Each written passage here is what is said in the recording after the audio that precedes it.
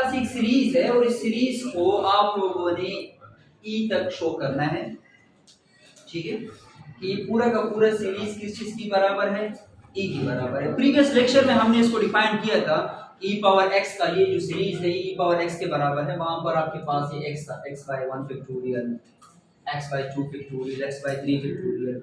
यहाँ पर आपके पास 1 1 है और यहाँ पर आपके पास एक एक्सपोनेंशियल फंक्शन है, ये हमने शो करना है।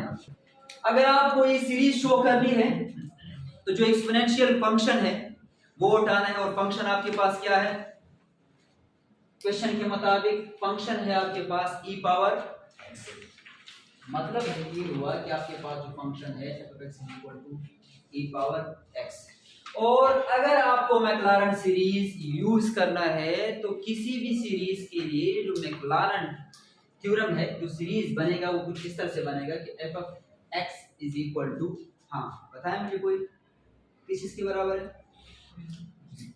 0 जी आने वाला जी वो बराबर था f(0) की। यहाँ पर टेलर सीरीज में हम x पुट करते, x0 पुट करते, यहाँ पर क्या पुट करते हैं मैक्लारन सीरीज में 0 पुट करते जी। फिर साथ में क्या होते हैं f(0), यहाँ पर x नहीं होता, x माइनस x0 होते हैं। हाँ तो x0 की जगह पर 0 पुट करेंगे, x तो होगा ना कि नहीं होगा। चले देख ले, खैर देख के बताए, लेकिन बताए आप लोग क्या करते, प्रीवियस लेक्चर होगा कि है, ठीक है। यहाँ पर आपके पास x है और यहाँ पर क्या आएगा प्लस इससे पहले x नहीं है, x minus x0 whole square, x minus x0 whole square, x0 की वैल्यू क्या है 0 है, तो x माइनस 0 से क्या आता है वही x आता है, साथ में ऊपर क्या आएगा स्क्वायर आएगा और नीचे क्या आएगा फैक्टोरियल। यहाँ पर डबल प्राइम सर अगर हम ये x स्क्वायर टू फैक्टोरियल के बाद में लगाए ये बात है भाई, मल्टीप्लिकेशन में आगे पीछे लिख सकते, कोई फर्क नहीं पड़ता। सही है, समझ गए, यही क्वेश्चन है आपका। समझो कोई तगड़ा सा क्वेश्चन होगा तो मैं तो बाद में बताने वाला ना। अच्छा बाद में बताने वाले, तो बाद में भी कितना टाइम लेगा, बाद में बता देते। खैर बहरहाल यहाँ पर हम तीसरी के लिए भी कर लेते हैं, ये बन जाएगा x minus x0 whole cube तो x cube divided by 3 factorial triple time, अगर हम डेरिवेटिव ले लें प्लस कंटिन्यू होता जाएगा अप टू इंफिनिटी। तो इस मैक्लारन सीरीज के मुताबिक हमने इसी फंक्शन के लिए वैल्यूज पुट करनी है और वो सारे के सारे वैल्यूज पर हम इधर पुट करेंगे इस फंक्शन के अंदर और ये चीज बनाएंगे। ठीक, कैसे बनाएंगे, f(x) किस चीज के बराबर है, e पावर x के बराबर है, और वही e पावर x हमने लिखा। f(0) पुट करना है आप लोगों ने, तो चलिए सबसे पहले मैं इस साइड के ऊपर f(0) पुट कर लूंगा। अगर मैंने यहाँ पर f(0) पुट कर लिया तो यहाँ पर भी 0 पुट करेंगे। x की जगह पर अगर आप 0 पुट करोगे तो वही राइट हैंड साइड पर जो x नजर आ रहा है उसकी जगह पर भी 0 पुट करोगे, दोनों जगह पर 0 पुट कर ले। तो किसी भी टर्म में मैथमेटिक्स के हवाले से अगर आप उस डिजिट के ऊपर 0 ले ले 1 के बराबर होता है तो e की पावर 0 बराबर है 1 की। तो फर्स्ट टर्म आ गया, दूसरा टर्म लेके आना पड़ेगा। दूसरा टर्म के लिए आपको इसी के लिए क्या लेना होगा कि सबसे पहले डेरिवेटिव ले ले e पावर x का। e पावर x का डेरिवेटिव क्या आता है, e पावर x ही आता है। और फिर अगर f(0) ले ले फिर से वही टर्म आपके पास 1 मींस आप e power x exponential function का डेरिवेटिव कितनी दफा भी ले ले आपके पास e पावर x आएगा। तो हमारे पास सिंपल इज दैट कि डबल प्राइम ऑफ 0 भी 1 के बराबर है, ट्रिपल प्राइम ऑफ 0 भी 1 के बराबर है। डिटेल के साथ हम इसलिए नहीं करें क्योंकि हमने कल प्रीवियस लेक्चर में इसको किया। ओके ऑलराइट, ये सारी की सारी वैल्यूज आने के बाद हम सिंपल इज दैट हम यहां से उठाकर यहां पर उठाते हैं। तो e power x is equal to f(0) किस चीज के बराबर है 1 के बराबर है।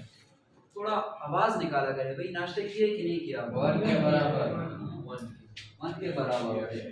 x की जगह पर x ही आएगा, f(0) किस चीज के बराबर है 1 के बराबर, ये 1 के बराबर हो गया plus x square divided by 2 factorial अपनी जगह पर ये किस चीज के बराबर है 1 के बराबर x cube divided by 3 factorial ये भी आपके पास 1 के बराबर आ रही बात समझ में। अब इसको आगे मजीद थोड़ा और सॉल्व कर ले, इनसे बन जाएगा e power x is equal to 1 plus x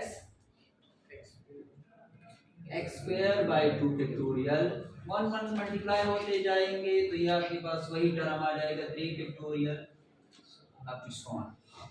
आगे बस समझ। अगर मैं इसकी जगह पर जनरली आपको ये लिख के दूं कि 1 फैक्टोरियल तो कोई मसला तो नहीं होगा ना। 1 फैक्टोरियल से आंसर क्या आता है 1 आता है और 1 तो आपको पता है कि हर किसी के नीचे होता है नहीं होता तो किसी नीचे नहीं होता डिजिट के नीचे होता है। तो 1 आपके पास एक सीरीज के नीचे आ गया, ठीक है। अब अगर आपको ये सीरीज लेके आना है, हमने इस चीज की तरफ जा रहे हैं, प्रूफ की तरफ जा रहे हैं और वो यही है कि यहाँ पर आपको x की जगह पर भी 1 नजर आ रहा है तो क्या करेंगे putting x is equal to 1 x की जगह पर हम क्या वैल्यू पुट करेंगे 1 पुट करेंगे तो the final equation will become e to the power 1। और किसी भी जिस तरह आप लोग ये जानते हैं ना कि किसी हिंसी के नीचे 1 मौजूद होता है लेकिन हम लिखते नहीं, इस तरह हर हिंसी के ऊपर भी अगर पावर में 1 हम लिखे तो इसका मतलब होता है कि वही है। तो अगर e पावर x का मतलब वही e आएगा आपके पास। 1 की जगह पर 1 लेके प्लस इसकी जगह पर क्या आएगा हाँ 1 बाय 1 फैक्टोरियल प्लस 1 स्क्वायर तो 1 स्क्वायर से आता है 1 by 2 factorial plus 1 by 3 factorial plus up to so. आगे बस मुश्किल तो नहीं है। तो देखिए हमने शो क्या करना था कि 1 plus 1 by 1 factorial plus 1 by 2 factorial plus 1 by 3 factorial किस चीज के बराबर है तो ये देखिए किस चीज के बराबर है के बराबर है। ये हमने प्रूव। दूसरा मजे की बात ये है कि अब बता रहे हैं सेकंड पार्ट के अंदर क्वेश्चन नंबर 6 के साथ कि यूज पार्ट ए को यूज करते हुए find out the value of e that must be accurate to 4 decimal place. कहते हैं e की कीमत मालूम करें। इससे पहले हमने क्वेश्चन किया था, आप लोग शायद कंफ्यूज थे लेकिन आपकी कंफ्यूजन अभी दूर हो रही है इस क्लास के अंदर कि जब भी हम e की वैल्यू पुट करते तो मैं डायरेक्ट आपको लिख देता कि e इज इक्वल टू 2.781 जो भी है मैं डायरेक्ट पुट कर देता। आप लोग कंफ्यूज थे कि इस e की वैल्यू कहाँ से आई है, ठीक है। हम पाई की वैल्यू लगाते हैं 180 आप लोग जानते हैं। ये e की वैल्यू 2.781 कहाँ से आई है ये यहाँ से आई। इस सेकंड पार्ट में आपको यही बात समझाई गई है कि यहाँ से e की वैल्यू निकालें। कैसे निकालेंगे निकाले भाई कैलकुलेटर वाले साहब, कैलकुलेटर निकाले। हम e की वैल्यू को फाइंड आउट करने वाले हैं तो e की जगह पर लिखें e, यहाँ से b पार्ट स्टार्ट हो रहे हैं, यहाँ से 1 आएगा प्लस 1 बाय 1 फैक्टोरियल का मतलब 1 बाय 1 तो 1 बाय 1 का मतलब होता है 1 तो ये हो जाएगा 1 बाय 1 प्लस 1 बाय 2 फैक्टोरियल का मतलब 2 प्लस 1 बाय 3 फैक्टोरियल का मतलब 6 प्लस आप लोग भी आगे लिखते जाओ इस तरह 4 फैक्टोरियल 5 फैक्टोरियल। तो e is equal to 1 plus 1 से क्या आता है 2 प्लस इससे क्या आता है 0.5 इससे क्या आता है 0.16 आगे भी कर ले 1 बाय 3 फैक्टोरियल 3 का हो गया ना 4 फैक्टोरियल कर ले 4 फैक्टोरियल से क्या आता है 24 1 बाय 24 करें 0.041 ये आ गया। अब इन सबको आपस में जमा कर लें e is equal to 2 plus 0.5 plus 0.16 plus 0.041 2.701 तो ये आपके पास किस चीज की वैल्यू आ गई